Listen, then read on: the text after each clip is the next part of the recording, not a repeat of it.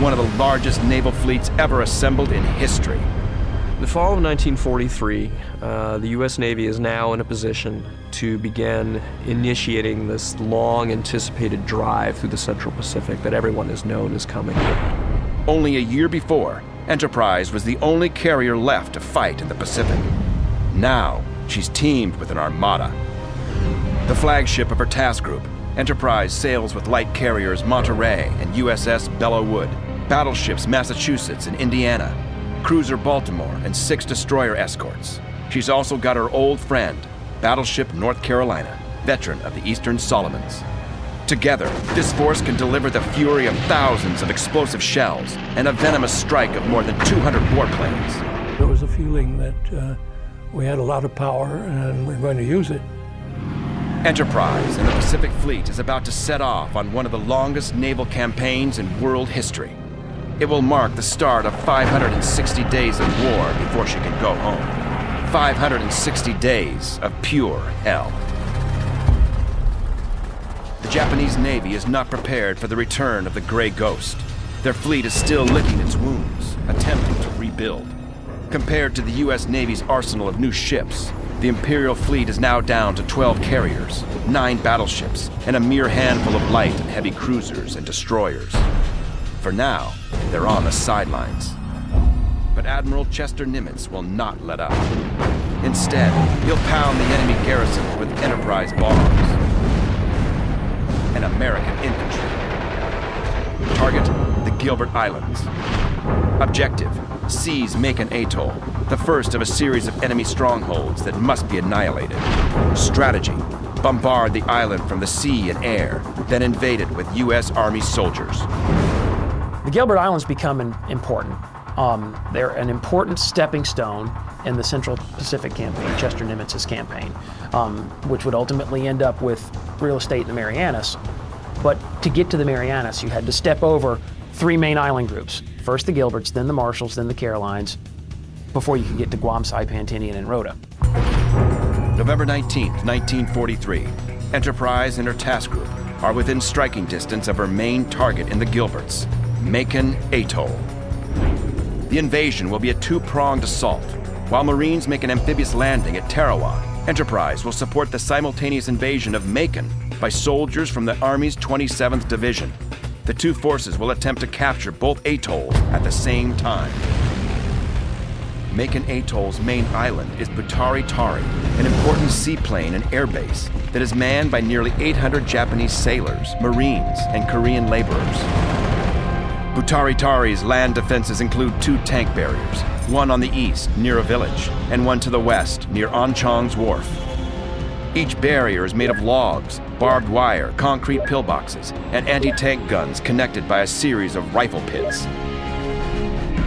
To the south, along the ocean shore, are 3 80mm coastal guns, 10 machine gun nests, and 85 rifle pits. Along the lagoon to the north, Butari Tari is defended by 80mm coastal guns, flak guns, and machine guns.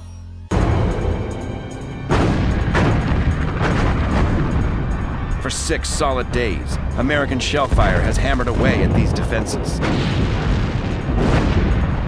softening them up for an invasion. But now, it's the Big E's turn to deliver a heavy dose of shock and awe. Dawn. Enterprise turns into the wind as the first strike groups prepare to launch. 33 bombers and fighters roll off Enterprise's deck, climb into the morning sky, and head for Macon. Their mission, destroy the enemy guns and pillboxes. 75 miles from Enterprise, the Japanese garrison at Macon is just beginning to stir. As the sun rises over the atoll, they have no idea of the new force that's about to hit them.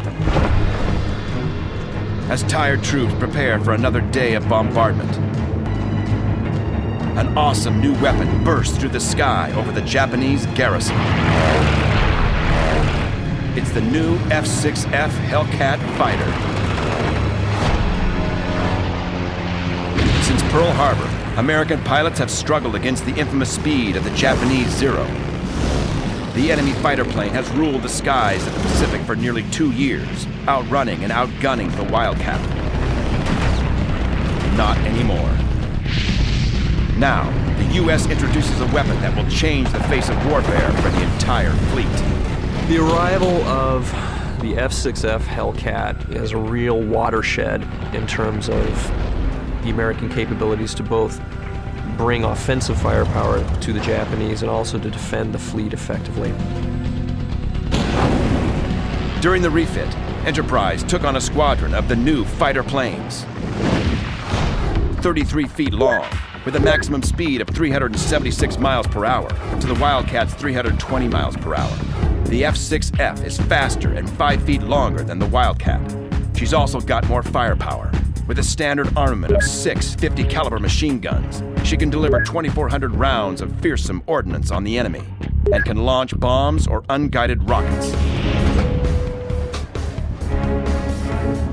The U.S. Navy finally has a fighter plane that is more than a match for the legendary Zero. It's a deadly aircraft when you consider the complement of 50 caliber machine guns on it. It's also rugged and reliable. It's going to change the course of the Pacific War.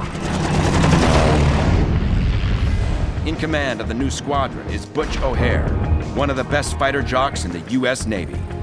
With 3 years of flying and a score of enemy planes under his belt, Missouri native Edward O'Hare has already earned a Medal of Honor by destroying 5 twin-engine bombers in a single day, becoming the first naval ace in World War II.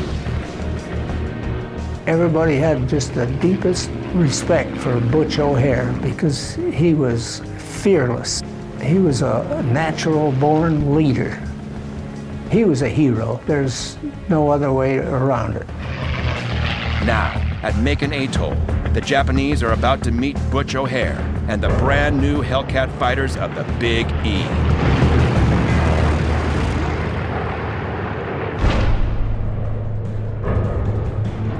Enterprise Hellcats drop out of the sky, blasting the pillboxes and lagoons with lethal 50 caliber machine gun fire. Enemy troops are ripped into pieces, shredded by American firepower before they know what hits them. 9,000 feet above Butari-Tari, the SBDs begin their steep 70-degree dives and drop their payloads of 1,000-pound bombs. Explosions shake the island as fuel and ammo dumps are blown to pieces. Hot shrapnel rains down on the living and the dead. A single Dave float biplane takes off out of the lagoon, just as Enterprise torpedo planes arrive over Butari-Tari.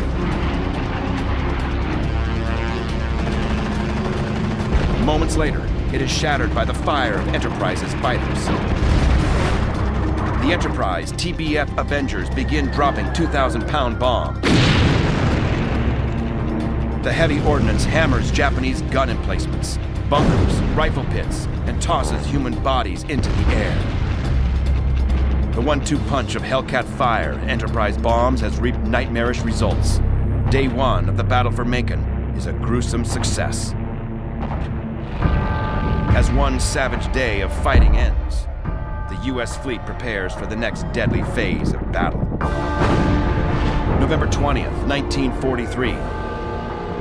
As assault troops from the 27th Division climb over the sides of transports into landing craft, Enterprise air groups storm off on another set of ferocious attacks on Macon. 5:30 a.m., the first strike group launches from the deck of Enterprise. 70 miles away, Japanese forces on Macon await the coming onslaught.